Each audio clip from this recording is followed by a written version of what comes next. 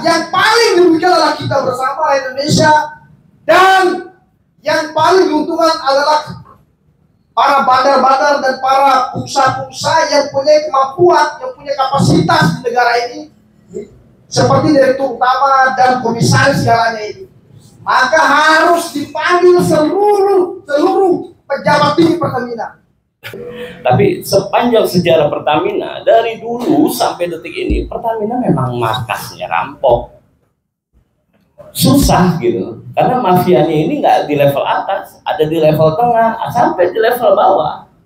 Semuanya mafia. Terus siapa yang bertanggung jawab? Yang bertanggung jawab adalah menterinya, Menteri BUMN. Karena semua BUMN ada di bawah Kementerian BUMN. Jadi kalau ada permasalahan di BUMN, maka orang yang paling bertanggung jawab adalah Menteri BUMN.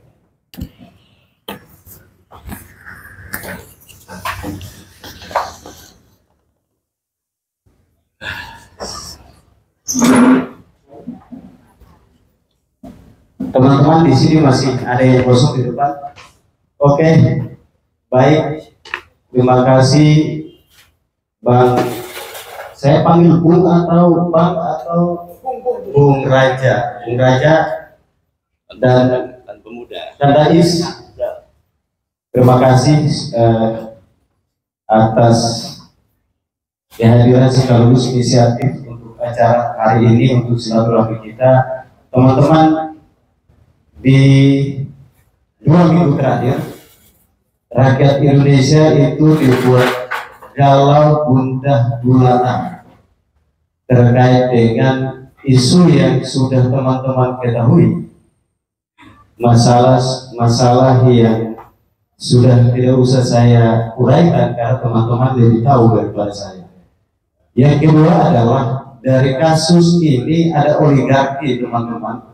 Yang oligarki ini hidup tumbuh subur di negeri ini sejak Orde Baru sampai hari ini, dan asiknya sebagai rakyat Indonesia kita nggak sadar-sadar, karena rakyat Indonesia itu kalau orang sudah minta maaf ya sudah, wis gak maafin.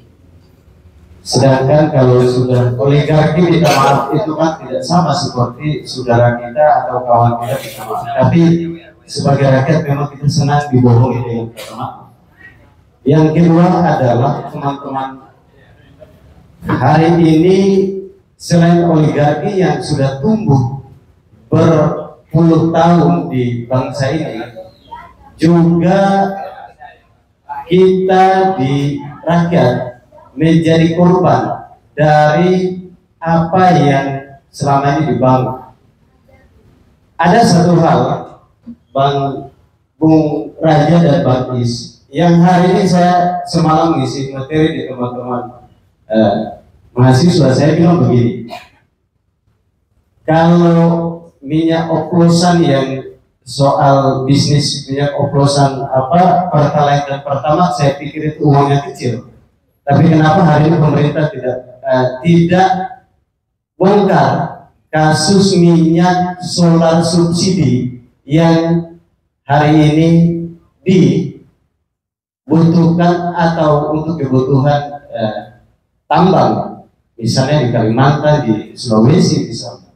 Padahal itu kalau bicara soal urusan migas itu luar biasa. Belum lagi teman-teman, kalau kita bicara soal pupuk, saya punya pengalaman di Bandung Barat, Cililin, Jawa Barat. Di Bandung Barat itu masyarakat harusnya dapat pupuk 1 kakak di 3 tahun lalu dan di 7 tahun lalu. Saya punya pengalaman di Cililin itu, mereka harusnya dapat pupuk itu, jadi pupuk masuk dari Karawang, Pak, harusnya dapat 2 karung misalnya. 2 karung itu ada 25 kilo.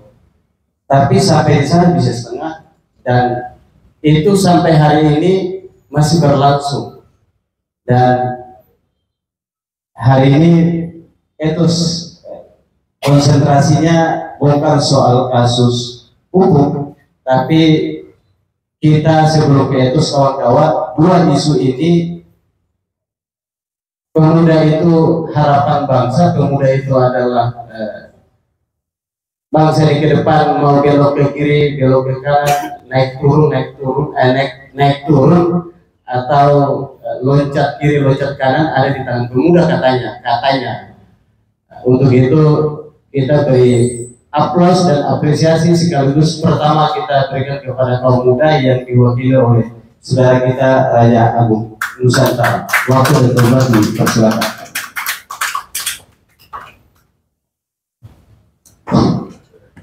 Assalamualaikum warahmatullahi wabarakatuh. Salam sejahtera bagi kita bersama. Selamat sore semuanya. Yang jelas kita atas nama Mahasiswa Pemuda, saya selaku Ketua Harian Nasional DPPKMPI sekaligus Ketua Umum Dewan Pimpinan Pusat Gerakan Mahasiswa Pemuda Republik Indonesia. Alhamdulillah hari ini kami diundang secara terhormat dan ini sangat luar biasa sekali bagi kami oleh Akanda kami Direktur Eksekutif Akanda Iskandar Shah yang telah Akanda Iskandar ini tokoh nasional yang mempunyai gagasan besar bernegara, yang mempunyai filosofi besar, yang sudah sangat familiar dan populer di mata nasional, aktivis maupun masyarakat Indonesia di kalangan gubernur dan bupati terpilih hari ini berkat dukungan dan perjuangan daripada Akanda Iskandar Shah. Kita berikan kemenangan. Artinya beliau ini telah memberikan kontribusi besar, menyumbangkan pikiran-pikiran besar bernegara, memberikan intelektual dalam bermasyarakat baik secara politik maupun secara akademis. Maka dengan hadirnya etos Indonesia adalah sebuah lembaga yang mampu memberikan kontribusi besar bagi kepentingan bangsa Indonesia, khususnya mengingatkan kepada Presiden, kepada Kapolri, kepada pemerintah pusat terkait dengan pembantu-pembantunya atau urusan-urusan daripada Presiden, baik di kalangan menteri maupun di kalangan daripada komisaris maupun di kalangan direktur utama dari BUMN. Maka beliau telah memberikan dan telah mengingatkan dalam bentuk tulisan-tulisan dan orasi-orasi pidato bangsaannya. Lagi sekali kita berikan kemenangan buat Bapak kita, yaitu Akanda Iskandar Shah. Lagi sekali. Dan tadi beliau memberikan informasi terkait dengan profesor, 3 kali profesornya, Profesor Dr. Rocky Gerung, yang mungkin lagi di jalan hari ini. Kita tunggu karena beliau tadi melalui WhatsApp daripada moderator dan Akanda Iskandar lagi di perjalanan, semoga tidak macet. Karena itu waktu sudah sangat mepet, maka kita percepat mulai ini. Maka saya dipersilakan oleh moderator. Terima kasih moderator. Yang jelas yang kami hormati semua teman-teman di sini yang sangat semangat walaupun kita ini dalam bulan puasa yang ke-7. Artinya semangat kita ini tidak pernah bunda. Maka sebelum saya mulai diskusi ini, kita harus semangat dulu, kita harus optimis dulu melihat bangsa Indonesia ini dengan tema yang sangat menggelitik, dengan tema yang sangat mendalam, tema yang menyedihkan dan menyakitkan terlaku dan pelaku. Ini sangat menyedihkan, sangat terbuka. Hati yang merasa bersalah di bangsa Indonesia ini, khususnya mafia migas dan mafia pupuk. Artinya siapa yang dikorbankan dan siapa yang diuntungkan, siapa yang dirugikan, ini sangat luar biasa. Ini membuka pikiran kita. Pikiran kita, ketika kita katakan siapa yang paling dirugikan, maka negara lah yang paling dirugikan. Rakyat Indonesia yang paling dirugikan. Rakyat dan masyarakat Indonesia yang tidak bisa baca tulis, rakyat Indonesia yang tidak mengenal internet, rakyat Indonesia yang tidak mengenal daripada kota-kota besar itu yang paling diberikan oleh kepentingan daripada pupuk dan PT Migas ini. Bisa dipahami teman-teman? Maka dengan diskusi hari ini, oleh sebab itu, dengan kerugian negara hampir ribuan triliun di migas ini, maka harus ditegakkan, harus dihukum. Tapi jangan salah, jangan sampai sudah penegak hukum sudah memanggil, sudah memeriksa, sudah menangkap tersangka pelaku mafia atau korupsi sebesar 1.000 triliun ini. Jangan sampai hasil korupsi itu dikorupsi ulang lagi. Ini harus diawasi. Jangan sampai hasil korupsi dari PT Migas ini dikorupsi ulang sama penegak hukum. Awasi. Itu tugas kita sebagai aktivis nasional untuk menyuarakan, untuk mengawasi, mengingatkan petinggi negara kita, khususnya Bapak Presiden Prabowo Subianto. Karena yang kedua juga banyak teman-teman jadi tepuk tangan. Korupsi dengan triliun ditangkap, woi heboh tepuk tangan. Koruptor ditangkap, tapi hasil tangkapan itu, hasil korupsi itu jangan dikorupsi lagi, harus kita awasi. Dan siapa yang mengawasi harus jelas. Jangan sampai orang susah korupsi, korupsi banyak mudah. Nah ini berdiskusikan ini. Itu ya. Kemudian selanjutnya yaitu terkait masalah pupuk. Ini sangat luar biasa. Di daerah-daerah ini sangat penting dengan pupuk. Maka yang paling dirugikan adalah kita bersama Indonesia, dan yang paling diuntungkan adalah para bandar-bandar dan para pengusaha-pengusaha yang punya kemampuan, yang punya kapasitas di negara ini, seperti Direktur Utama dan Komisaris segalanya ini. Maka harus dipanggil seluruh pejabat tinggi Pertamina, termasuk ada orang-orang daripada komisaris yang tidak mungkin saya sebutkan nama di sini. Komisaris utama PT juga harus dipanggil, PT Pertamina. Semua komisaris PT daripada pupuk harus dipanggil. Semua pegawai yang berhubungan dengan uang-uang besar itu harus diperiksa oleh KPK, Kejaksaan Agung atau Mabes Polri, Tipikor. Supaya apa? Supaya jelas. Dan yang ketiga, yang perlu kita perhatikan teman-teman, kenapa mereka korupsi? Kenapa migas korupsi? Kenapa pupuk korupsi? Ada apa? Rata-rata orang jadi direktur utama dan komisaris kan awalnya orang bersih, orang sangat jujur, orang sangat baik, ditaruh sebagai direktur utama, sebagai komisaris utama, sebagai komisaris DPR, ini orang baik semua awalnya. Tapi kok bisa berubah menjadi koruptor? Ada apa? What happened? What's going on? Siapa yang merekom dia dulu? Itu yang kita cari. Siapa yang merekom mereka dulu sebagai direktur utama? Siapa yang merekom mereka dulu sebagai komisaris utama? Apakah partai atau OKP atau ormas atau partai yang berkuasa? Disitulah kita mulai. Inilah intelektual kita jalan. Narasi intelektual kita jalan. Edukasi pendidikan kita jalan. Supaya jangan fokus pada objek saja, tapi dasar mereka korupsi. Objektif artinya dasar, sebab akibat itu harus kita pelajari juga. Supaya apa? Walaupun ditangkap itu kalau kita pelajari, besok ganti orang korupsi lagi, ganti orang korupsi lagi. Makanya perlu dari mana sumber yang mengutus, yang menciptakan sistem harus dipelajari. Siapa yang merekom? Nah, misalnya partai siapa yang merekom? Apa kepentingan partai itu? Tidak mungkin mereka makan sendiri itu uang triliun itu, tidak mungkin. Setelah dia korupsi kemana aliran dana itu? Ini harus dipelajari. Tim penyidik harus memahami itu. Tim hukum APH harus memahami itu. Kenapa dia korupsi? Apa dasar dia korupsi? Sejak kapan dia korupsi? Kapan dia berani dapat itu sehingga dia korupsi? Harus dipahami. Sehingga apa?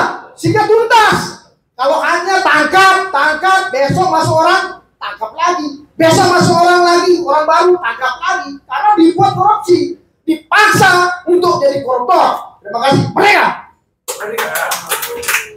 Baik, jadi Raja Agung ini saya kenal dulu dari Menteng itu sampai sekarang semangatnya luar biasa. Aplaus kawan-kawan.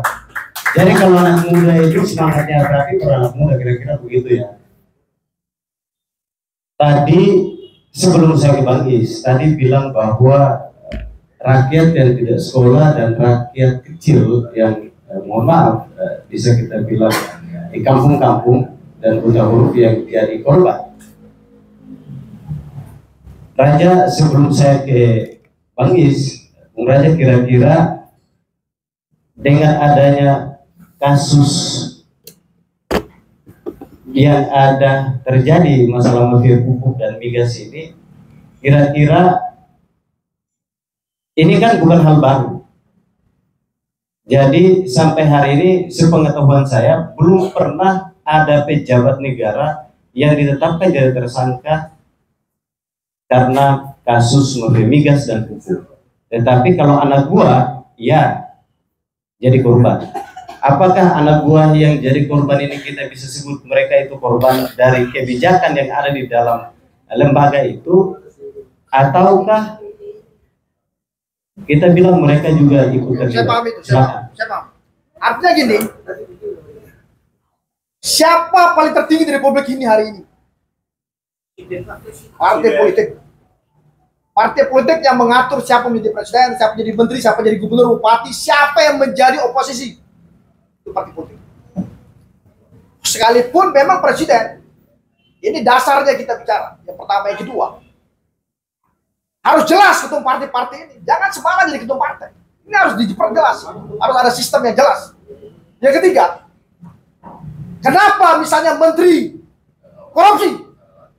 Partai butuh rakernas, partai butuh munas, dia butuh dana untuk konsolidasi buat baliho 1 juta baliho. Dari mana dananya? Dipaksa menteri segala atur itu. Kalau enggak saya pecat. Terpaksa menteri harga diri dia atur itu anggaran APBN itu. Diserahkan kepada ketua umum partai itu bendara partai. Sehingga mereka yang dikorbankan. Begitu juga komisaris. Unsur daripada direktur utama segalanya. Bupati, gubernur segala. Karena ini partai politik, awalnya di situ. Dasar dari partai politik. Karena partai politik ini kan semua ada di situ. Maka dari sana sumbernya. Hari ini banyak orang berjuang jadi pejabat negara. Jadi pejabat itu susah. Jadi penguasa negara itu susah. Tapi ada nggak orang berpikir setelah jadi pejabat negara saya mampu mengamankan diri saya dari penjara, dari Jaksa Agung, dari KPK? Ada nggak ilmunya itu? Itulah yang saya tanyakan pada Profesor Rocky Gerung sebenarnya. Mampu nggak seorang bupati dan menteri itu menyelamatkan dirinya? Tidak tertangkap. Bagaimana caranya? Apakah ada alatnya atau ada rumusnya? Hampir seluruh ini kan berapa persen isi penjara ini kan pejabat negara semua. Maka itu harus dipelajari sebagai pendidikan kita, pendidikan intelektual politik. Maka di etos ini adalah tempat kita bersatu untuk menyatukan pikiran kita, untuk mengimbangi pikiran kita. Karena kita ini sebagai penyelamat, kita pikirkan semua hal. Karena semua di bangsa Indonesia, semua kita pikirkan. Jangan sampai terus-menerus ini terjadi. Kita selesaikanlah 2025 ini selesai. Dengan adanya Prabowo ini akan selesai semua. Maka sumbangsi pikiran kita ini. Bagaimana para pejabat ini aman? Bagaimana dia aman? Sumbernya dari partai politik. Semua pakai mahal, semua pakai rekom. Jadi komisaris 1 M, 200 miliar. Gaji cuma sedikit. Terima kasih, merdeka. Baik, aplaus kawan-kawan. Tadi Bung Raja tadi sudah banyak hal yang disampaikan, dan kalau saya mau bilang berarti bisa kita simpulkan bahwa biang kerok daripada persoalan bangsa ini adalah ada di partai politik. Kira-kira begitu. Ada di partai politik, dan itu tugas paling berat untuk bagaimana kita bisa menebus tembok yang hari ini disebut dengan partai politik. Siapa? Tadi sudah ada dua ada bisa dibilang teman-teman di terutama masyarakat kecil, dan yang kedua orang-orang yang ada di punya jabatan yang itu tadi dijelaskan soal direkomendasikan oleh partai, karena dia tidak jalan sendiri, pasti ditekankan kira-kira baru akhir. Walhasilnya jadi korban. Tapi dari perspektif Bang Is, kira-kira yang diuntungkan dan dirugikan tadi sudah ada dua tuh yang bisa kita jadikan sebagai pegangan. Kira-kira yang diuntungkan ini siapa? Apakah ketua partai politik tadi, Pak Presiden, ataukah siapa pengusahanya yang diuntungkan, atau ada negara juga dapat untung dari situ, atau cuma hanya pajak? Silakan, Pak. Oke, terima kasih. Tepuk tangan, Bos. Assalamualaikum warahmatullahi wabarakatuh. Salam sejahtera, salam Swastiastu, Namo Buddhaya, salam kebajikan bagi kita semua.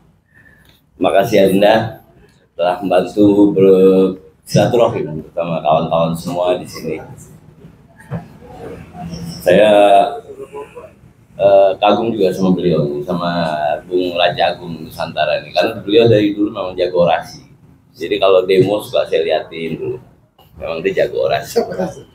Sampai acara diskusi seperti lagi demo gitu, suasana demo gitu.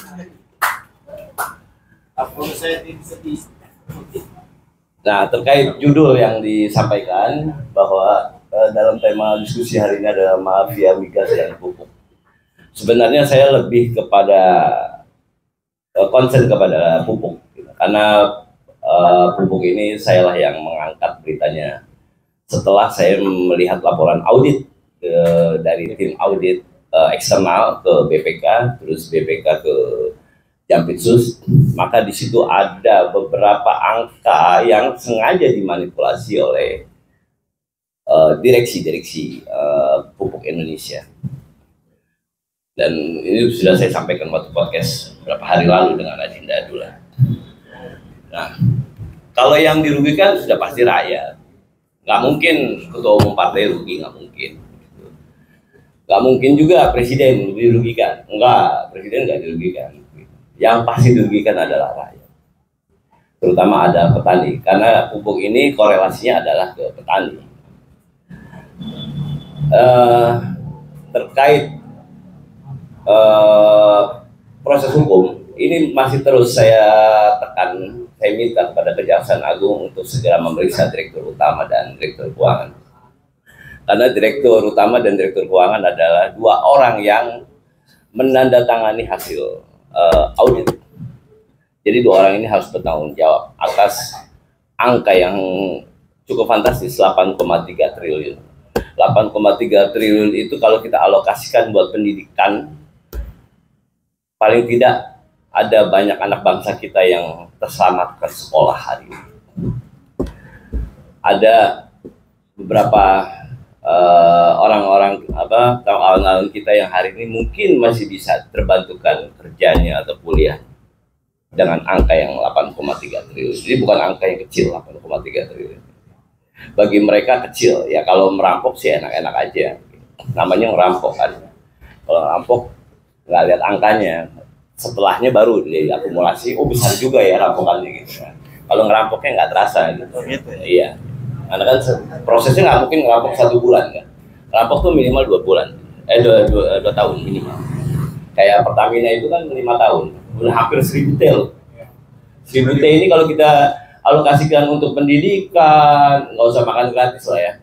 Karena rakyat kita ini nggak perlu makan gratis. Rakyat kita ini perlunya sekolah gratis, bukan makan gratis. Kalau orang kebanyakan makan juga bego. Sekolah gratis, kuliah gratis. Buat saya itu yang paling penting. Terus Kejaksaan Agung, semoga Kejaksaan Agung lewat Jampitsus minggu depan akan memberikan jawaban ke saya terkait pupuk. Seperti yang tadi Adinda Raja Agung sampaikan, bahwa ini ada korelasinya dengan teman-teman di partai politik. 2000 waktu Omnibus Law tahun berapa, Dinda? 2000 berapa ya?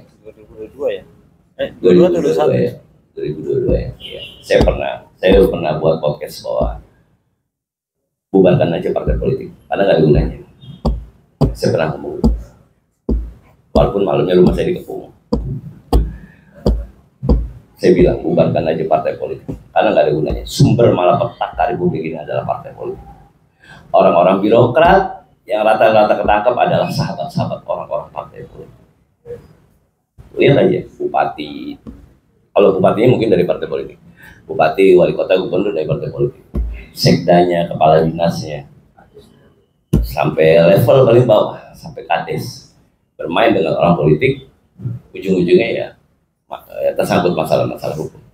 Nah, dari awal itu saya sampaikan, dari 2022 saya bilang bahwa hari ini saya menolak partai politik karena sumber malapetaka di Republik ini adalah partai politik, termasuk Omnibus Law ini. Ini cuma jadi goreng-gorengan orang partai politik, cuma goreng-gorengan orang parlemen. Ini yang menjadi keprihatinan saya dan kawan-kawan. Beberapa kali berdiskusi dengan Mas Rocky Gerung.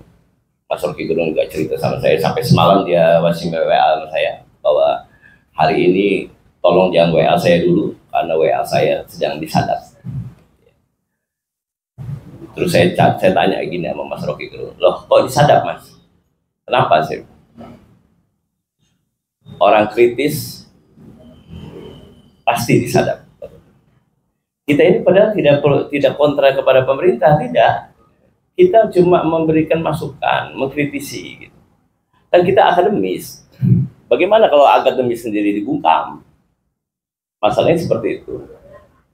Terus kalau kita disadap, bagaimana dengan yang nyuri 1.000 triliun? Masa mereka nggak disadap? Nah itu dia, saya bilang, karena mereka sahabat-sahabatnya orang partai politik, Mas. Kalau Mas kan bukan sahabat partai politik, begitu juga dengan saya. Jadi kita pasti akan disadap.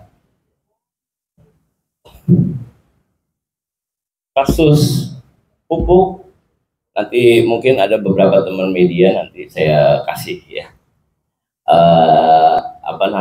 selisih angkanya.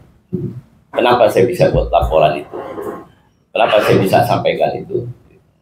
Walaupun sampai hari ini tadi saya dalam perjalanan ke sini saya masih sempat komunikasi dengan Direktur utamanya Pupuk Indonesia Pak Rahmat Pribadi untuk berjumpa dengan saya, tapi saya tetap menolak. Dia tanya sama saya, Mas maunya apa? Saya nggak mau apa-apa. Saya cuma nggak pengen uang itu dikembalikan kepada negara, karena itu uang rakyat. Cuma itu saya. Saya nggak pengen jadi pejabat. Saya bilang ngomong sama denda saya nih. Saya nggak pengen jadi pejabat. Saya nggak ngimpi jadi pejabat. Saya lebih senang jadi rakyat. Ketimbang jadi pejabat. Saya bilang tolong kembalikan uang ini karena ini uang rakyat dan pertanggungjawabkan perbuatan sampean Mas kepada Kejaksaan Agung. Cuma itu mau saya. Saya nggak pengen uang juga, enggak. Karena rezeki ada kok, Allah yang atur. Jadi tanpa Mas juga saya ada banyak rezeki sih. Jadi mereka kan berpikirnya ini transaksional di sini, Indah. Karena yang mudah-mudah biasanya kalau ini berita up, maka ada transaksional di situ.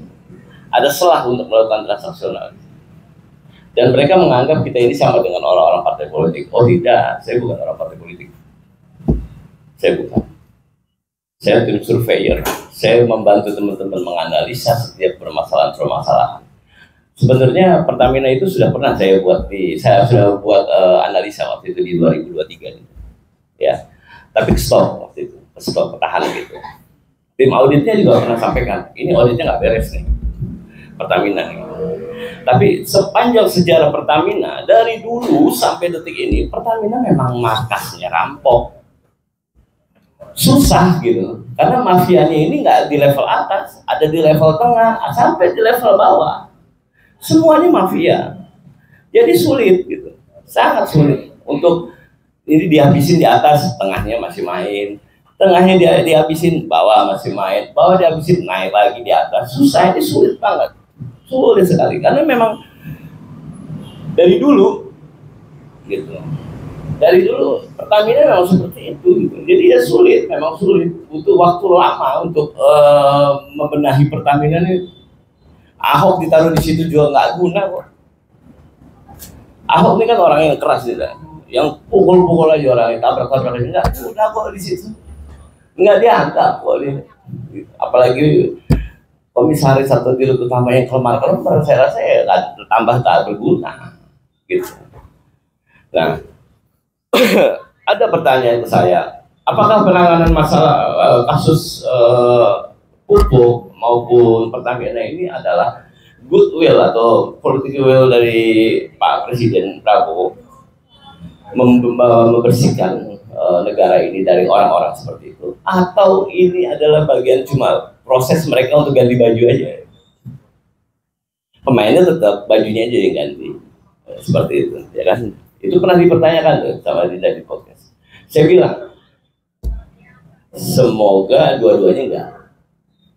Saya berbaik sangka kepada Pak Prabowo. Saya tetap berbaik sangka. Di bawah kepemimpinan beliau, masalah ini bisa selesai satu-satu. Rakyat ini cuma support kok.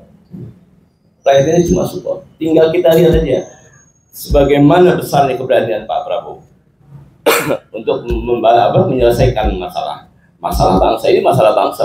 Pertamina, habis Pertamina naik ASDP lagi hangat-hangatnya pupuk. Ini BUMN ini sarangnya rampok semua, ngeri sekali, saya bilang kacau gitu. Terus siapa yang bertanggung jawab? Yang bertanggung jawab adalah menterinya, Menteri BUMN. Karena semua BUMN adalah di bawah Kementerian BUMN. Jadi kalau ada permasalahan di BUMN, maka orang yang paling bertanggung jawab adalah Menteri BUMN. Dan saya minta Menteri BUMN untuk segera mundur. Karena saya anggap sudah tidak mampu lagi untuk mengatasi perusahaan-perusahaan milik negara. Karena proses-proses terjadinya direktur utama, direktur korporasi, direktur keuangan, sampai komisaris utama, jajaran komisaris adalah restu dari Menteri BUMN. Jadi kalau ada kesalahan di kementerian, di beberapa BUMN, baik Pertamina, ASDP, terus Pupuk Indonesia, belum proses pemeriksaan KPK pada jajaran direksi Pelindo, saya minta Pak Erick Thohir untuk mundur aja. Sepakat itu, harus mundur. Gitu. Karena buat saya BUMN ini jadi buat lucu-lucuan aja gitu. Jadi arena transaksional aja. Karena memang isinya orang-orang profesional, orang-orang hebat di dalam, orang-orang yang berpendidikan yang baik. Tapi sayangnya itu, mereka adalah orang-orang yang bermain dengan petinggi-petinggi partai politik. Oke Bang, mereka ujungnya adalah partai politik ya. Tapi ada tiga hal kawan-kawan yang saya lihat selama ini selain dari para narsum. Tadi Bang Is bilang bahwa bersangka baik ya terhadap Pak Prabowo Subianto. Saya selalu bilang kalau Pak Prabowo itu bisa penjarakan kakak kandungnya, berarti kita harus apresiasi. Tapi selama kakak kandungnya belum masuk penjara, berarti kita belum yakin bahwa bangsa ini tidak baik-baik saja kawan-kawan. Sebab dari zaman Orde Baru sampai hari ini, ada tiga hal. Ada birokrat nakal Bang, ada birokrat nakal, ada politisi nakal, dan ada pengusaha nakal. Tadi sudah disinggung semua, tapi saya lebih rinci lagi kasih tahu bahwa ada tiga orang ini. Ketika ada politisi kita masih nakal Bang, Bung Raja, kalau ada ketua partai yang nakal minta jatah tadi tekan anak buah, dan masih ada juga birokrat-birokrat yang tadi Bang Is sampaikan bahwa ada yang mafianya itu, kalau Bang Is kan tadi pakai bahasa mafia, kalau saya bilang karena mereka ini pegawai negeri Bang, berarti mereka ini birokrat, digaji oleh kita. Jadi birokrat-birokrat nakal ini selama masih ada, maka saya yakin mereka dua birokrat sama politisi ketika bergabung sama pengusaha nakal, maka innalillahi wa inna ilaihi raji'un. Sehebat-hebatnya seorang Prabowo Subianto yang lahir dari militer, dia juga tidak bisa berbuat apa-apa kawan-kawan. Apalagi hari ini beliau dipepet oleh mantan presiden. beliau pasti tidak bisa berbuat apa-apa. Dan Bang, sebelum saya kasih ke teman-teman bertanya, kira-kira dengan adanya mafia birokrat nakal, dengan adanya politisi nakal, kan Pak Prabowo juga ketua partai masalahnya. Ini bagaimana tanggapan Pak Raja ini kan? Bung Raja juga nanti sebelum saya kasih ke teman-teman, bagaimana tanggapannya juga soal Pak Prabowo ketua partai? Iya kan, apakah menurut Raja, menurut anak muda, Pak Prabowo bersih atau gimana gitu? Karena ketua partai masalahnya, karena segala sesuatu muaranya di partai politik. Kira-kira sebelum dijawab, Bung Raja, kira-kira Bang Is dulu. Kira-kira ada birokrat nakal, politisi nakal, pengusaha nakal. Seberapa yakin sih Bang, kasus misalnya 2 kasus yang hari ini jadi tema besar, masalah mafia migas dan mafia pupuk ini bisa beres di eranya Pak Prabowo Subianto, minimal di tahun pertama ini. Karena mohon maaf, sebelum Bang, ketika habis menantikan jalan-jalan ke luar negeri, teman-teman lebih paham bahwa yang jalan-jalan itu kan Pak Prabowo dan pengusaha migas dan batubara masalahnya ya, ikut jalan-jalan juga. Nah, ini bagaimana Bang? Silakan.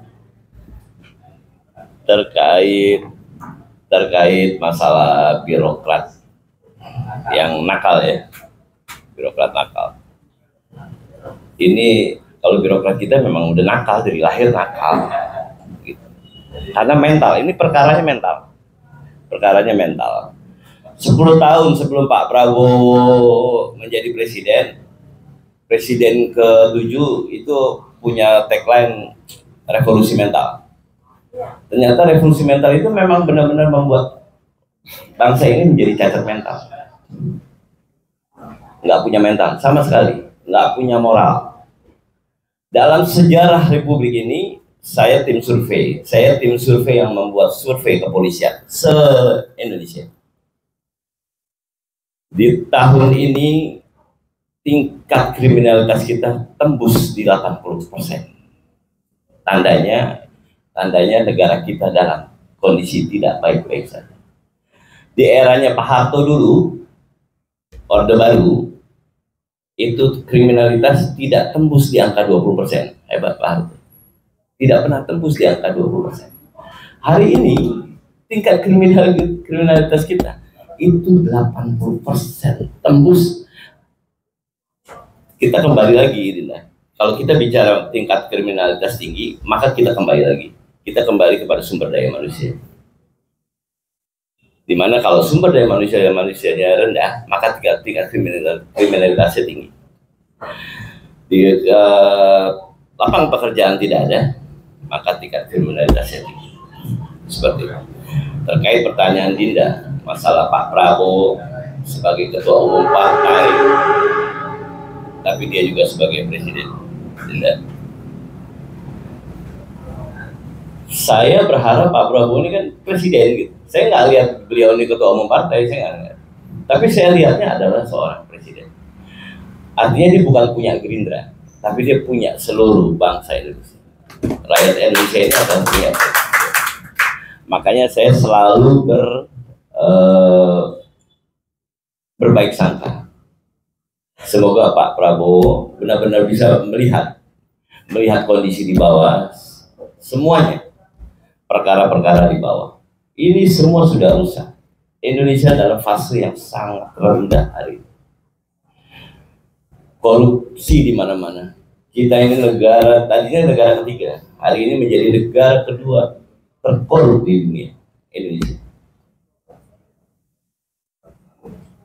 Birokratnya, ya Dina bisa lihat, kawan-kawan teman-teman media bisa melihat, kalau ketemu dengan direktur utamanya BNI, makanya, hebat bener ya, dia jadi direktur utama BNI ya. Itu orangnya si A, ternyata orang partai politik. Ini komisaris utamanya hebat ya. Ini orang si B. Ketum partai. Sulit, sudah susah gitu. Dan dalam sejarah dalam sejarah perubahan di negeri ini tidak ada peran partai politik, tidak ada satupun. Dari 1908, 1928, 1945, 1966, 1976, 1998.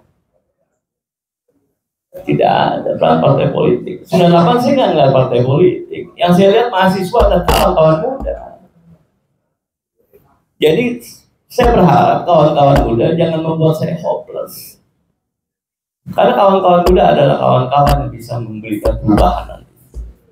Jangan memberikan saya hopeless. Hidup pemuda Indonesia. Jangan ini pemuda tapi mainnya sama polisi, maaf ya. Maaf. Jaya itu sudah.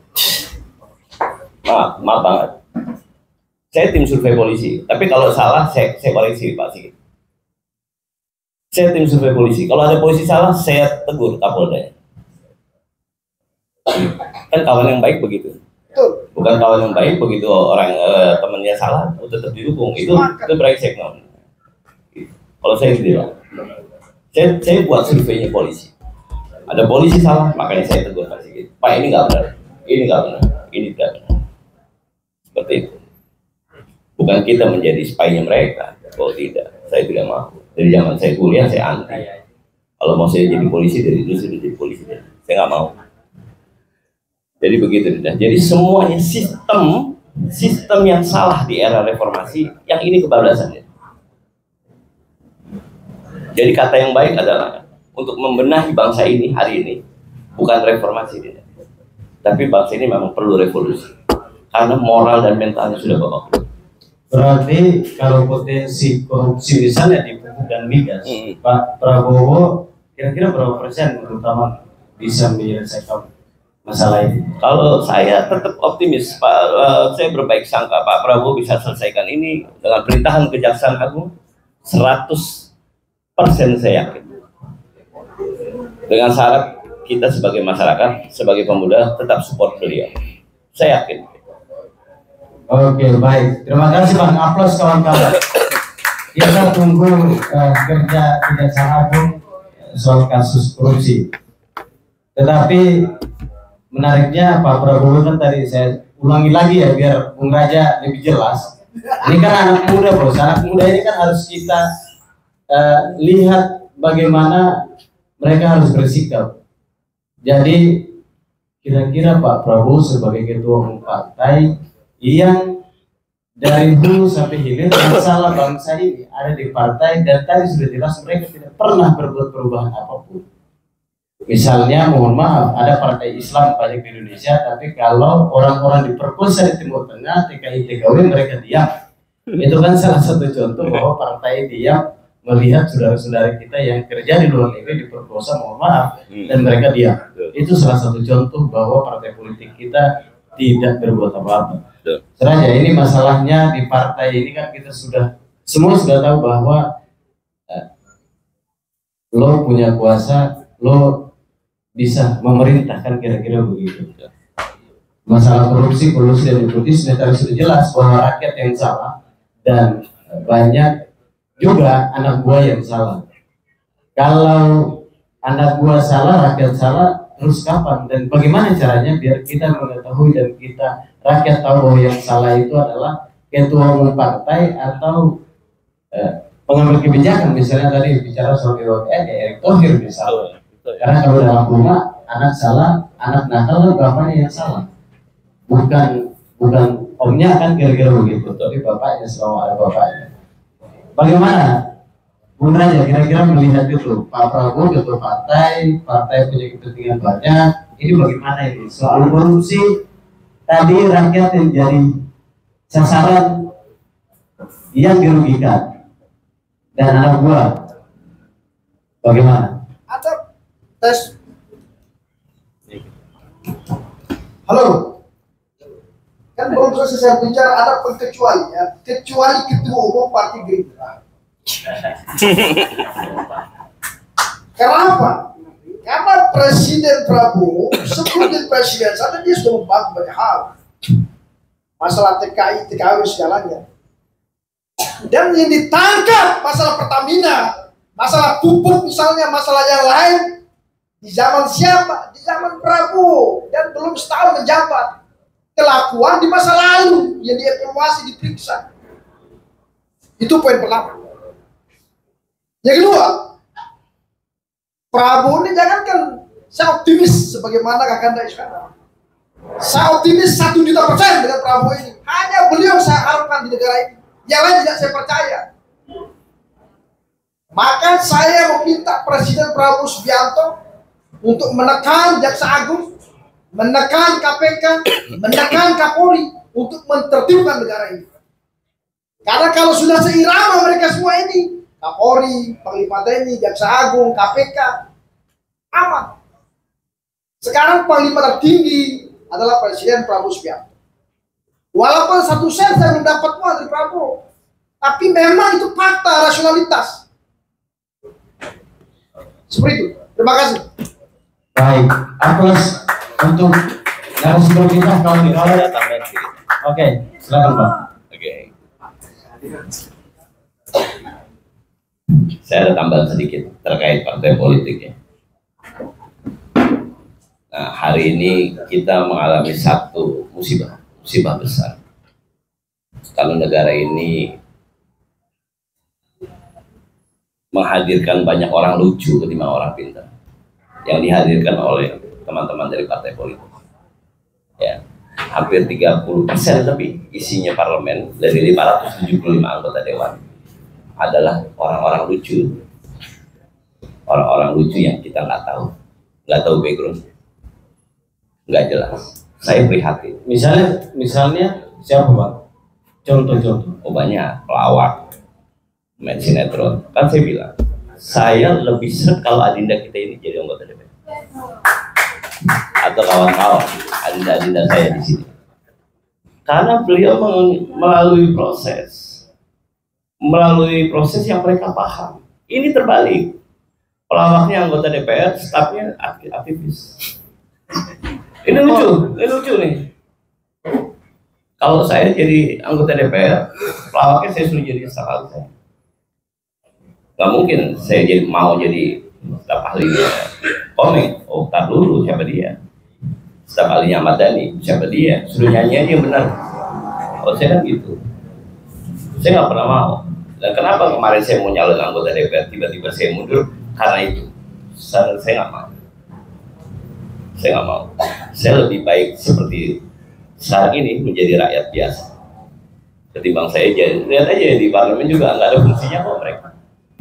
Nggak ada fungsinya, jalan-jalan aja. Saya ketemu staf ahlinya uyak-uyak PMII, saya bilang ente ini PMII ya kan. Ente PMII, bos ente ini kita nggak jelas, ente kok mau turun dong grade ente. Tahu gitu ngapain demo, ngelawak aja dulu. Ngapain demo, digebukin polisi, digebukin tentara, ujung-ujungnya ke situ. Buat apa? Dan ini masalah besar loh, jangan dianggap sepele. Masalah besar. Aktivis yang ada di DPR tidak lebih dari 15%. Boleh hitung aja. Siapa? Adia, Farul Reza, siapa? Habibur Rahman, hitung aja. Nggak lebih dari 15% aktivis yang ada di dalam DPR. Paling banyak adalah pengusaha, artis. Begitu RDP, ya begitu kualitasnya. TOLOL, lihat aja. Nggak ada fungsinya. Saya lihat RDP aja pengen ketawa, saya lucu aja gitu. Negara ini kok makin lama makin babak belur. Makanya saya bilang, opsi yang terbaik buat negara ini, pembenahan negara ini adalah revolusi. Baik, terima kasih teman-teman. Tadi sudah kita sebenarnya kalau mau SKS sebenarnya sudah banyak ini. Kalau hasil konsolidasi begini harusnya besok sudah demo Pak. Aja besok ini harus demo. Kalau dari hasil tadi disampaikan para narasumber. Oke, kawan-kawan, mungkin sambil kita ngabuburit ya, mungkin ada yang mau bertanya atau kasih tanggapan. Saya kasih ke 3 orang. Oke, 1, ada lagi. Oke, satu dulu. Silakan, Bung. Assalamualaikum warahmatullahi wabarakatuh. Selamat sore, Anda, materi dan teman-teman sekalian, teman-teman media. Nama saya Reno, background saya ilmu politik dan pegiat politik. Saya biasa bergerak untuk pencerdasan dan platform politik gagasan. Nah, jadi tugas saya sehari-hari ini mendatangi ruang-ruang diskusi seperti ini dan ruang-ruang intelektual lainnya. Coba itu harus dan gagasan. Cuman saya agak sedikit konsep tadi tentang partai politik. Saya rasa ini partai politik dikuasai oleh kelompok-kelompok elit saja. Tidak ada kaum-kaum menengah atau bawah yang masuk bertarung dalam partai politik hari ini.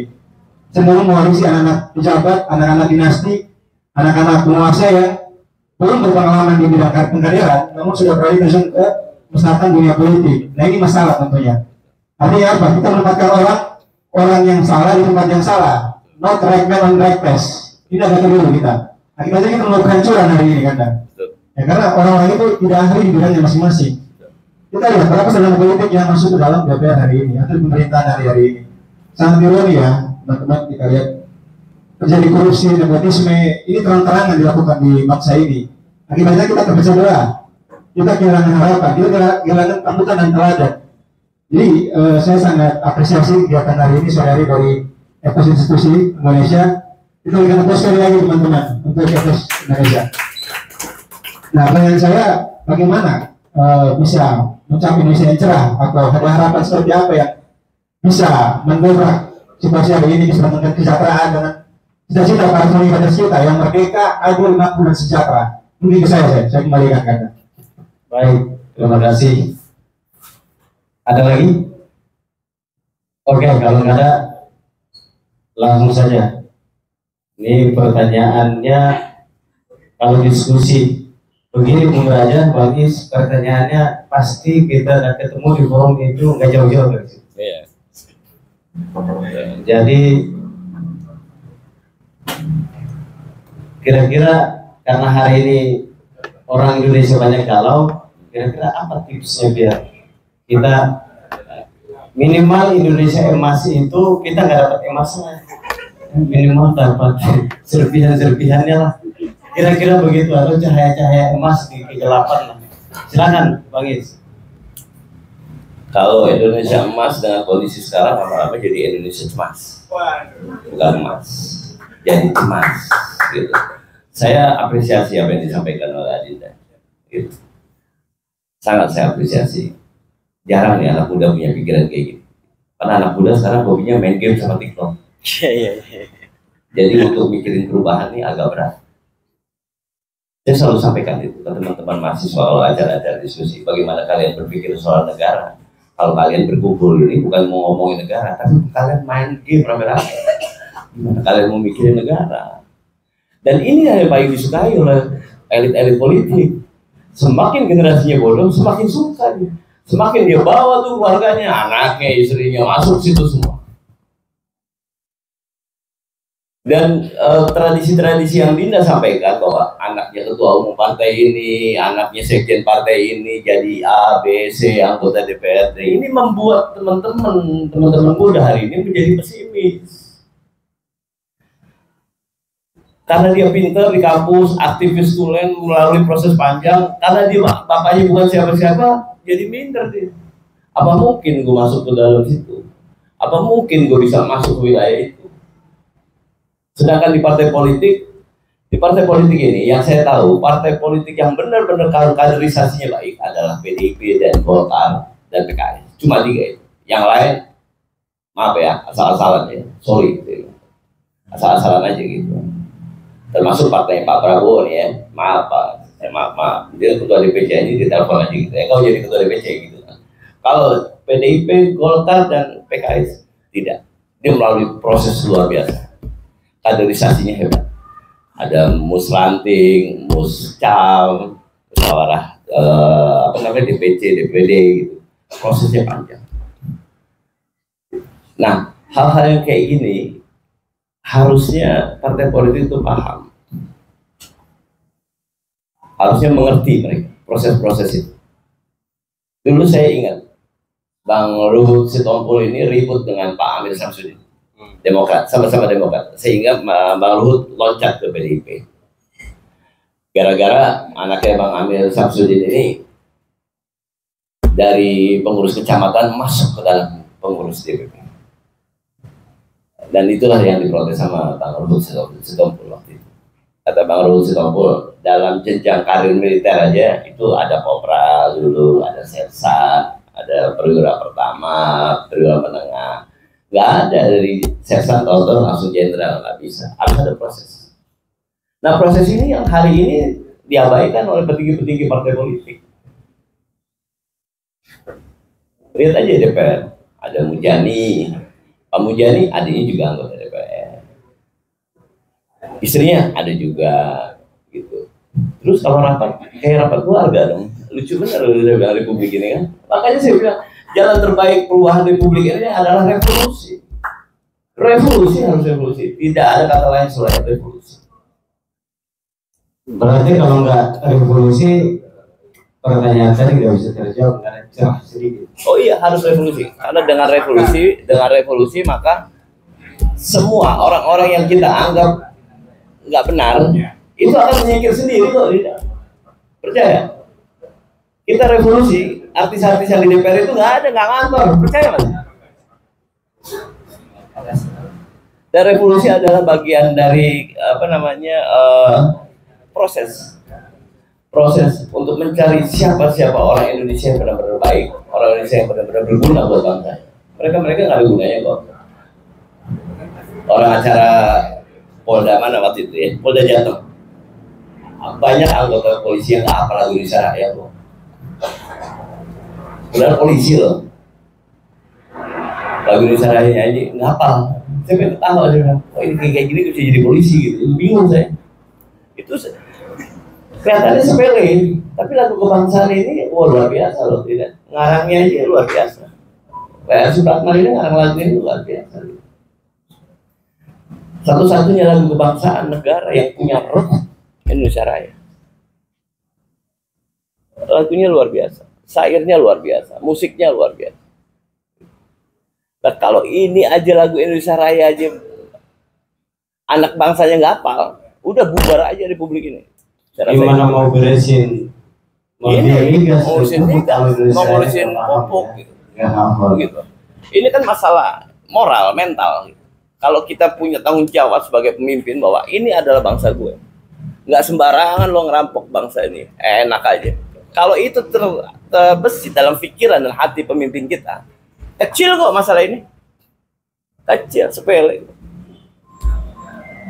Saya pernah bicara tuh, Dinda. Saya pernah bicara bahwa di wawancara media, saya minta supaya partai politik dibubarin.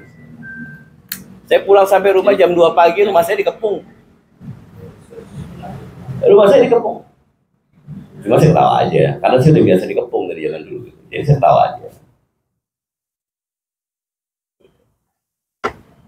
Jadi saya minta kepada Pak Prabowo, semoga Pak Prabowo mendengarkan hati kita di sini, gitu.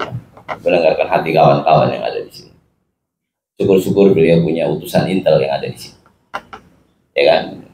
Sampaikan ke bos kalian bahwa kita ini cinta Republik ini. Terima kasih. Bagaimana, Bung Raja? Kira-kira ada tadi pertanyaan, apa tipsnya? Kira-kira untuk bisa minimal anak muda ya, karena tadi sudah di awal bahwa Indonesia ini kan merdeka itu yang berjuang anak muda, tapi kalau anak muda yang pesimis, kira-kira bagaimana ke depan? Artinya kita harus optimis. Tidak ada perjuangan, tidak ada tantangan, saudara-saudara. Zaman masa ke masa dunia peradaban dunia internasional, revolusi Prancis, Rome, Persia, Amerika, Latin segalanya. Amerika Latin tidak akan jadi presiden Obama itu tanpa perjuangan besar. Jangan kita takut, kita harus optimis. Boleh mereka menikmati hari ini, tapi waktunya nanti pergantian ini. Menyiapkan diri sekarang ini. Ketika revolusi hari ini, kalau Anda tidak siapkan diri Anda di pemimpin bangsa, tidak bisa juga. Siapkan diri kita di pemimpin bangsa. baru kita siap segalanya. Kita mulai siap optimis, apapun terjadi, mau revolusi kah, apapun namanya, kita sudah siap. Karena sekarang siap jadi presiden, kita revolusi. Kalau kalian sekarang belum siap jadi presiden, tidak usah revolusi. Jangan juga dong. Artinya hidup juga jadi presiden. Jadi presiden. Nah, itulah, ini kan kode, ini kan apa itu istilah, harus siapkan dulu. Karena revolusi itu pergantian, menggantikan totalitas, itu revolusi, menggantikan segala hal, itu revolusi. Kemudian bagaimana yang dikatakan Mas Reno tadi, kenapa kita jangan harus optimis, jangan pesimis. Kita harus lawan dan narasi kita, perjuangan kita, persatuan kita, konsisten. Kalau belum berhasil perjuangan kita belum sukses, persatuan kita belum sukses, narasi kita ini belum tuntas, terus berjuang terus. Soekarno saja itu butuh waktu panjang untuk menyelesaikan perjuangan bangsa ini. Harus totalitas berjuang. Mereka misalnya di pejabat tidak apa-apa, siapkan diri kita. Siapkan diri kita. Bagaimana partai politik di kader? Partai politik, maka tugas presiden sekarang sudah bagus. Mulai dari kepala daerah, bupati, gubernur, dikaderisasi, di militer, ini sudah bagus. Besok lama-lama ketua partai besok dibuat seperti itu. DPR RI, sialanya, KDS, ini sudah mulai. Intinya sudah mulai tertib. Artinya, ini sudah mulai proses. Prabowo ini bekerja dengan proses pelan supaya tidak tersinggung yang lain. Berjuang, berbicara, menyikapi supaya tidak kegaduhan. Tapi jelas dia akan berubah segala hal ini. Kita berikan mandat kepada mereka untuk berubah segalanya, kita dukung. Terima kasih mereka. Oke. Moderator, saya ada sedikit berikan refleksi kepada seluruh masyarakat Indonesia harus merenung dan kembali kepada titik awal perjalanan kita. Puncak awal bahwa kita ini bangsa yang merdeka dan berdaulat. Karena hari ini kembali ke zaman penjajahan lagi, secara sistemik kita ditarik penjajahan. Korupsi, ketimpangan sosial, kesenjangan, teman-teman jalan yang kebingungan, pengangguran, yang kelaparan, itu semua saudara kita loh teman-teman. Yang lalunya berjuang untuk masa ini merdeka. Cuma hari ini mereka bingung mau mengurus siapa. Ya di negara udah bukan orang-orang yang kompeten di dibanding mereka. Jadi mereka yang ikut political 5 years ya, 5 tahunan. Mau political day by day, bukan untuk sehari-hari, tapi hanya menjalankan pemilu, tapi di pemilu tidak ada dampak yang membawa perubahan. Jadi kita proses lagi, kita hari ini mau bawa kemana Indonesia. Nah, pertanyaan saya lagi kan tadi soal partai politik ya. Apakah perlu direvisi lagi bahwa pejabat publik tidak harus dari pemimpin partai, sehingga dia tidak punya kepentingan internal terhadap kelompok partainya sendiri, dia pure pelayanan masyarakat dan pelayanan publik. Itu saya hari ini bisa dievaluasi lagi kan, aturan revisi lagi undang-undang, gimana setiap oknum-oknum pejabat itu tidak boleh mereka terafiliasi dengan partai politik, sehingga mereka pure pelayanan masyarakat dan pelayanan publik. Mungkin saya bisa kembalikan kan. Pernah disampaikan oleh Mas Ridwan Hisam, Komisi 7 DPR, bahwa apabila pemerintahan, menterinya itu harus orang yang ada di eksekutif adalah orang-orang profesional. Baru dia akan menyimbangi di dalam bersama parlemen. Kalau tidak diisi dengan orang profesional, ya kayak begini, gitu, babak belur. Gitu. Begitu RDP, menterinya ketua umumnya, bingung dia. Mau ngomong apa, mau protes apa, yang kita ajak ngomong ini menterinya ketua umum partai kita, gitu. Karena itulah Mas Bambang Pacul berani ngomong seperti itu dengan Pak Mahfud waktu itu. Gitu. Kalau kita nih Korea terserah aja. Semuanya kan tergantung ketum. Dan Pak Mahfud jangan ngomong sama kita, ngomong dulu sama ketum. Begitu ketum, oke, maka kita semua oke. Terus kalian ini ada di Senayan punya siapa? Punya partai apa punya rakyat? Sialan bener kalian ini. Itu yang saya sampaikan. Dan saya, kenapa saya selalu optimis? Seperti semua orang bertanya sama saya, Mas optimis bahwa ini akan ada perubahan? Sangat optimis. Karena masa itu sudah saya lewati. 2010 saya bertemu dengan salah satu ulama besar di Malaysia bersama Pak Mahathir. Ulama ini berbicara dengan Tuan Mahathir. Tuan Mahathir, nanti Tuan Mahathir akan jadi seorang Perdana Menteri. Tapi tidak lama. Oh, nggak mungkin, kata Mahathir. Nggak mungkin, karena saya udah tua. Enggak, nanti jadi Perdana Menteri. Tapi nggak lama. Yang ganti Tuan Mahathir juga nggak lama. Nanti ada yang ganti lagi. Nah, yang menggantikan ketiga kali, yang ketiga yang mengganti, itu akan membawa Malaysia ke titik puncak kejayaan Malaysia, kata dia. Saya tanya dengan Abuya ini. Abuya, saya mau tanya, itu kan Malaysia, bagaimana dengan negara saya, dengan Indonesia? Di saat yang bersamaan Indonesia dipimpin oleh pemimpin yang membawa Indonesia ke titik paling rendah dalam sejarah Republik. Tapi nggak lama, setelah itu nanti ada pemimpin, seorang pemimpin keluar dari kaum terbiar. Kaum terbiar itu orang biasa. Saya bilang nggak mungkin, Abuya, kos politik kita ini mahal. Nggak mungkin orang biasa bisa jadi pemimpin.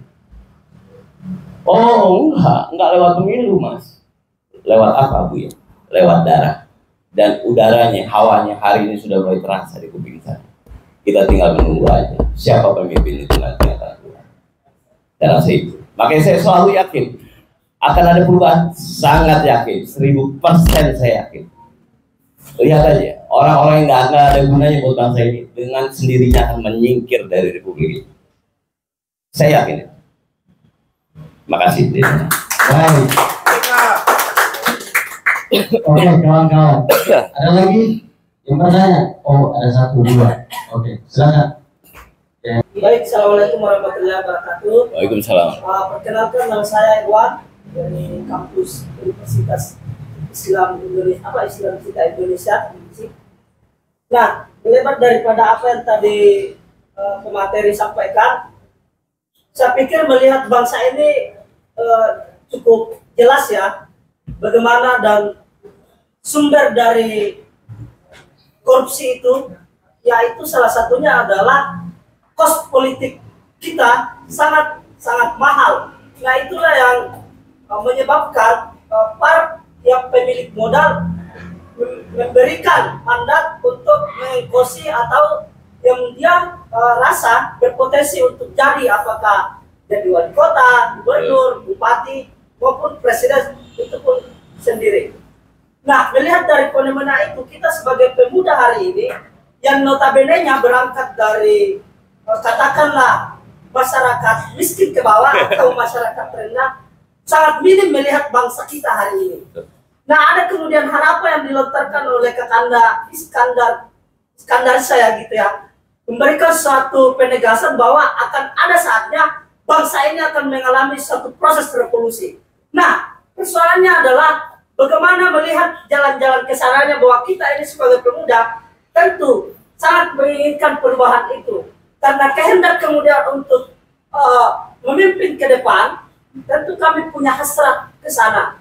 Tapi kami terus terang terkendala masalah persoalan kos biaya politik itu. Nah, mungkin itu saja. Mungkin saya tidak ada pertanyaan, tetapi bisa ditanggapi sebagai hasrat atau seluk-beluk dari pemuda itu sendiri yang hari ini melihat bangsa ini tentu optimis, tetapi ada kendala memungkinkan saya untuk kembali pesimis. Terima kasih. Baik, terima kasih. Lebih baik daripada pertalite, daripada premium yang di oplas. Silakan, Mbak. Sore semuanya. Terima kasih atas waktu dan kesempatan yang diberikan kepada saya. Saya Reni dari Pro Betawi Bersatu. Saya di sini mewakili seluruh perempuan yang ada di Indonesia, bahwa sekarang di negara kita ini sedang tidak baik-baik saja. Makanya saya menanggapi bersama teman-teman lain bahwa politik saat ini sangat kejam dan sangat menyedihkan. Kita jangan diam saja, kita harus dobrak, kita harus lawan. Dan untuk perempuan di Indonesia ini saya mengajak teman-teman, di mana besok kita akan memperingati Hari Perempuan Sedunia. Kita akan turun ke lapangan. Mungkin ada beberapa titik, diantaranya ada di Tugu Tani, ada di Sarinah, dan lain-lain. Mohon dukungan dari semua teman-teman bahwa kita juga akan menyampaikan beberapa aspirasi yang sedang terjadi saat ini di negara kita. Itu saja yang dapat saya sampaikan. Terima kasih. Tuhan memberkati kita semua. Amin. Amin. Forum konsolidasi bukan diskusi lagi. Karena ada ajakan sudah ada itu berarti sudah mau konsolidasi bukan lagi diskusi. Oke kawan-kawan, terakhir sebelum tutup mungkin saya dari tadi belum bertanya, jadi saya mungkin dua orang ini susah. Kalau kita WhatsApp sampai jam 3 bisa balas, tapi kalau ketemu susah. Jadi saya izin teman-teman karena nggak ada yang bertanya. Tadi adik kita ini keluh ke saya itu nanti sekaligus bisa dijawab. Tapi terakhir dari diskusi kita ini adalah soal mafia migas dan pupuk. Sudah kita sedari awal siapa yang dirugikan, siapa yang diuntungkan, itu sudah kita dapat jawaban.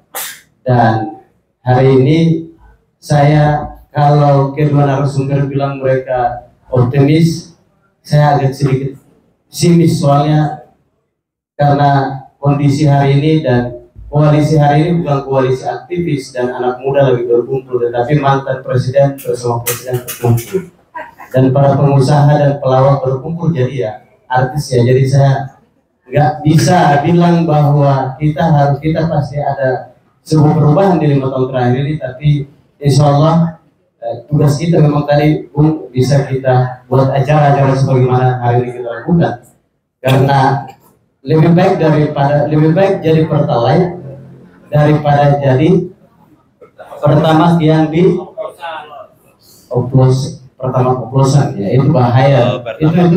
Itu merusak kawan-kawan. Jadi kalau Pertamax ini kan pertalite yang nggak antri. Bung Raja dan Bang Is, terakhir kira-kira apa pesan yang pertama kepada partai politik, yang kedua kepada para birokrat, para ketua-ketua umum partai tentunya, dan politisi.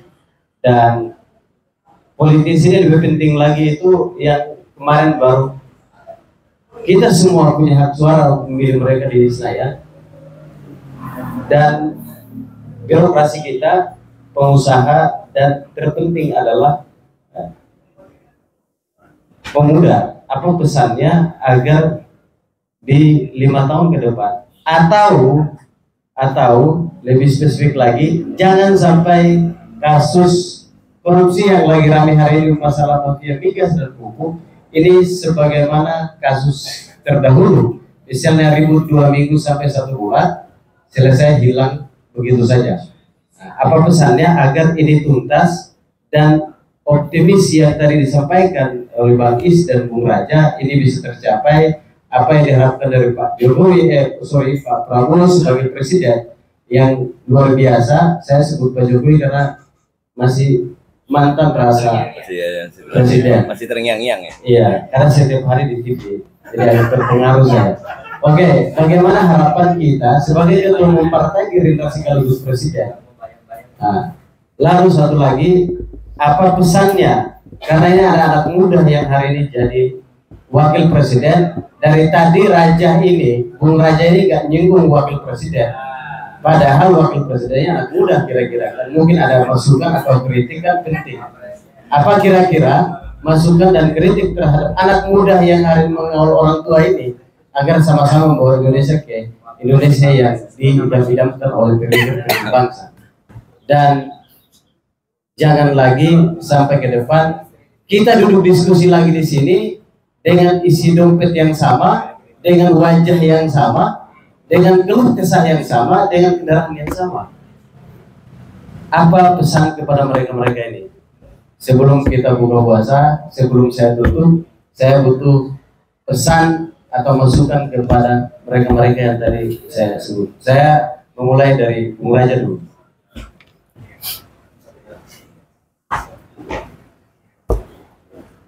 Yang jelas, kita ini bagian daripada warga negara Indonesia. Kita bagian daripada pilar-pilar bangsa Indonesia. Kita bagian daripada ruh bangsa Indonesia. Kita bagian daripada perjuangan bangsa Indonesia. Kita lahir di bangsa Indonesia. Berarti pas ya. Sekolah di bangsa Indonesia dari TK, SD, SMP, SMA, sekolah di bangsa Indonesia. Punya rumah di bangsa Indonesia, berkeluarga di negara Republik Indonesia. Maka kita tidak boleh, kita tidak boleh dipantu, kita tidak boleh maju. Tidak mungkin pemuda Amerika datang untuk menyelesaikan Indonesia ini. Tidak mungkin pemuda Amerika atau Inggris datang untuk menyelesaikan bangsa ini, untuk memikirkan bangsa ini. Kitalah yang hadir di sini memikirkan dan bagaimana solusi bangsa Indonesia ke depan.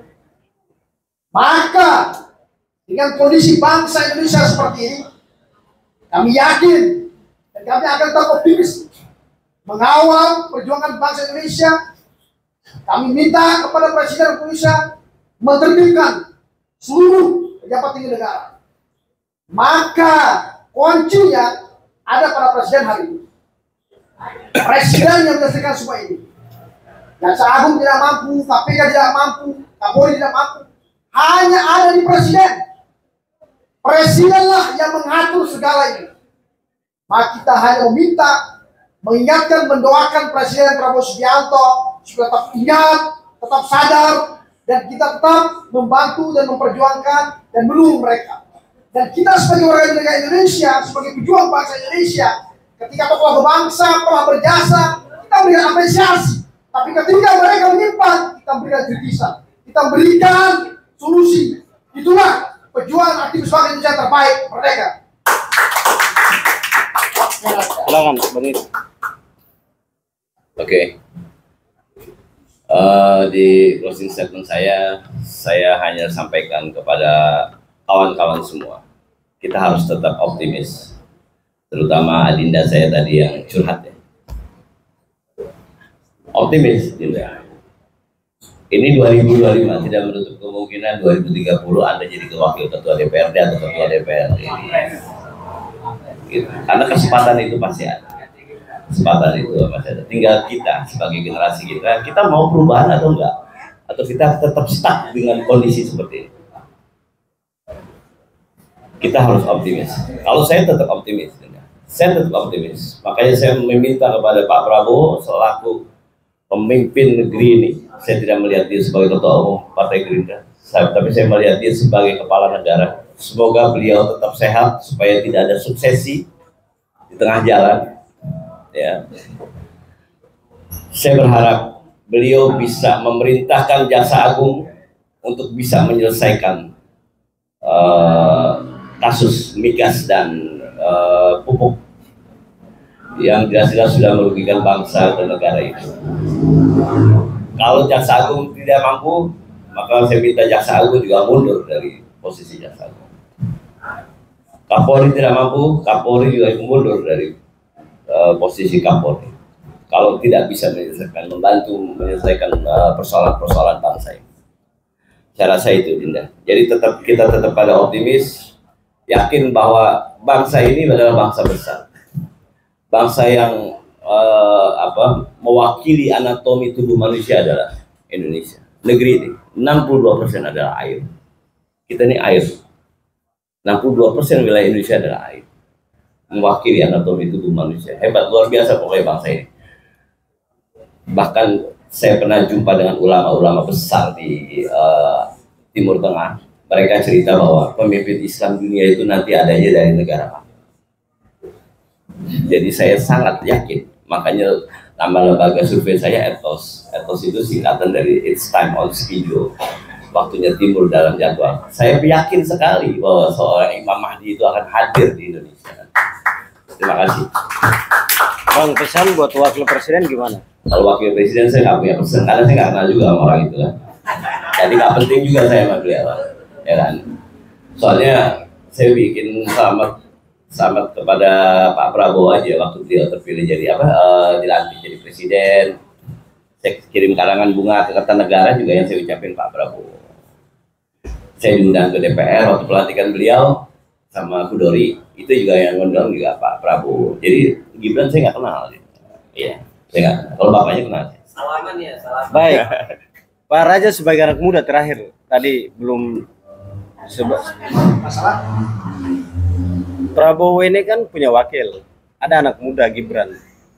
Masalah ini jangan sampai semua juga kalau salah presiden kan nggak enak juga. Anak muda itu kan katanya pemikir, pejuang dan lain sebagainya. Ada di samping orang tua namanya Pak Prabowo, ada anak muda. Sebagai pengurus KNPI, sebagai anak muda, apa pesan terkait dengan masalah Republik yang hari ini nggak selesai-selesai dan lagi proses untuk menuju keselesaiannya, tapi anak muda itu hari ini kita lihat diam saja gitu. Silakan, kira-kira pesan. pesan yang pertama pada wakil presiden utusan pemuda Indonesia. Pertama yaitu saya bangga ada anak muda sebagai wakil presiden Indonesia. Ini luar biasa, sebenarnya jarang ada anak muda. Ini kan poin satu. Tapi di saat ada kebanggaan kami sebagai pemuda membanggakan kepada Mas Gibran, maka saya berikan ketegasan, saya berikan motivasi dan semangat kepada wakil presiden Mas Gibran, itu harus lebih optimis lagi, lebih berjuang lagi, lebih berpikir lagi, lebih begadang lagi untuk memikirkan bangsa Indonesia ini, lebih menjiwai lagi tentang bangsa Indonesia ini, lebih memikirkan ke dalam jiwa bangsa Indonesia ini. Ketika itu lahir, kita itu ada dalam jiwa daripada wakil presiden, maka saya rasa seluruh Indonesia, tidak hanya pemuda Indonesia, rakyat Indonesia bahagia dan wakil presiden Indonesia. Merdeka. Baik, terima kasih teman-teman, itu diskusi atau ngobrol ya hari ini bersama Ethos Indonesia Institute. Yang jelas saya menarik dari hasil diskusi kita ini, kesimpulannya adalah atau terakhir harapannya adalah kita semua sudah tahu hasilnya, bahwa yang rugi, yang merugi itu atau dirugikan oleh rakyat. Dan yang jelas para pengusaha, birokrat nakal dan partai politik terutama dan pengambil kebijakan yang selama ini diuntungkan, rakyat dan negara rugi. Dan semoga apa yang sudah disampaikan oleh para narasumber tadi bisa menambah, yang pertama adalah wawasan kita, memperkuat literasi kita soal problem kebangsaan kita. Karena orang Indonesia ini tadi itu kita mau, saya berharap ada nanya soal pupuk atau masalah minyak kira-kira. Tapi memang kalau rakyat Indonesia itu senang ngomongin politik, jadi diskusi kita memang hari ini luar biasa. Wawasan politik kita semakin hari semakin ada, dan semoga kita tidak kering-kering saja. Semoga rasa cinta dan peduli kita terhadap negeri ini selalu hadir di setiap langkah kita. Ethos Indonesia Institute hanya memfasilitasi diskusi-diskusi seperti ini untuk bagaimana kita bisa sama-sama membangun narasi untuk menjaga proses pembangunan negeri ini ke depan. Dan apa yang dilaksanakan oleh Ethos hari ini adalah bagian kecil daripada usaha untuk bagaimana perbaikan terhadap bangsa ini ke depan. Soal nanti ada perubahan atau tidak, itu urusan Allah Subhanahu wa Ta'ala, Tuhan Yang Maha Esa. Soal nanti besok kejaksaan menangkap Direktur PT Pupuk Indonesia, itu juga bukan urusan kita dan Ethos Indonesia Institute. Tetapi itu ketika Tuhan bilang orang ini harus ditangkap, ya ditangkap. Soal besok ini Erick Thohir dipecat atau dipanggil, kalau bisa dipecat karena dia adalah bapak dari Pertamina atau urusan minyak dan gas. Dan tadi saya kangen itu para dua narasumber ini bilang bahwa ada satgas migas yang sudah lama di Republik ini kok nggak tahu masalah korupsi ada di Pertamina. Tapi saya nggak tahu, ada titipan biar kedua narasumber ini nggak boleh sebut kayak itu. Sarang mafia juga itu yang di satgas migas yang sudah lama beroperasi, tetapi kalau melihat Satgas Migas sendiri dan SKK Migas nggak tahu tentang Satgas Migas terutama nggak tahu tentang korupsi di Pertamina, berarti sudah harapan yang tadi disampaikan dan pikiran-pikiran tadi, dan semoga apa yang kita laksanakan hari ini bisa bermanfaat minimal buat pribadi kita, dan yang kedua adalah untuk bangsa dan negara. Yang terpenting dari hasil ngabuburit hari ini adalah silaturahmi kita. Terima kasih kepada Ethos Indonesia Institute, dan aplaus untuk kita semua kawan-kawan yang sudah hadir dalam acara silaturahmi ini. Semoga apa yang kita lakukan lagi-lagi bisa bermanfaat buat bangsa, rakyat, agama, dan kita secara pribadi dan keluarga. Sekian teman-teman, sambil disiapin menu atau minuman buka puasanya, kita sambil ngobrol, sambil santai, sambil cerita-cerita. Sekian dari Ethos Institute, dan dari saya pribadi sebagai moderator, saya tutup dengan mengucapkan wassalamualaikum warahmatullahi wabarakatuh. Nah, makasih. Siap. Iya, bisa langsung. Siap. Biar aja.